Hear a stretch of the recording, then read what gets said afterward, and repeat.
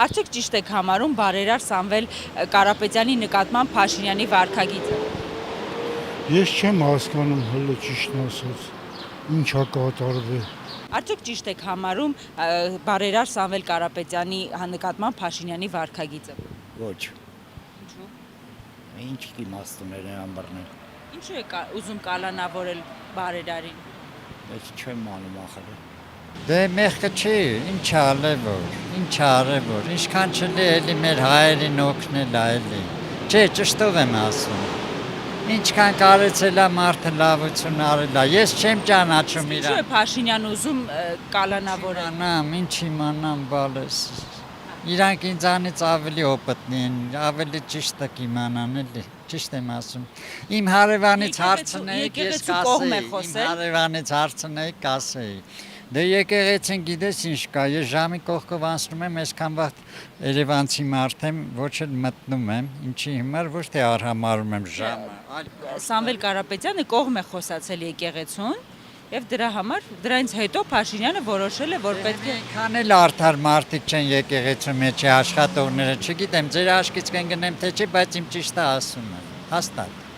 Այնքան էլ արդարացի չեն, օրինակ խիպը երեխա ունենար, ընտանիք ունենար, եթե ուներ թող սաղս էլ իմանայինք, էլի, ինչի էր թաքցնում, ուրը մի բանը նիտոյա։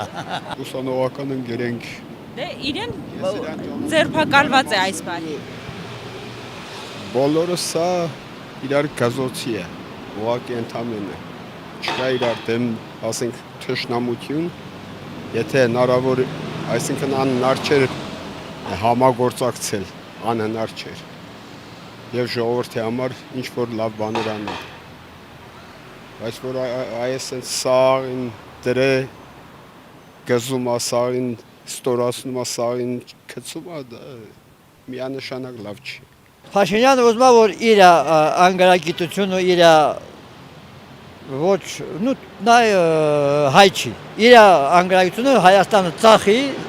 բոլորը իրան ենթարկեն, որ ծախեն, թողնեն Ղարաբաղի նման, թողնեն գնան։ Իսկ գիտ մերոք Ուզում է, որ Սամվել Կարապետյանն էլ իրեն ենթարկի։ անպայման։ Իսկ դու գիտեք ինչ անշնակը, որ 22 թվականին Նիկոլ Փաշինյանը Պրագայում առանց Ալիևի կներեք, ես չեմ վախենում։ Ոչխարի նման մկկալով հոկտեմբերի 6-ին Պրագայում 22 թվականին ասեց Ղարաբաղը Ադրբեջան է։ Ներեք այդ հարցերը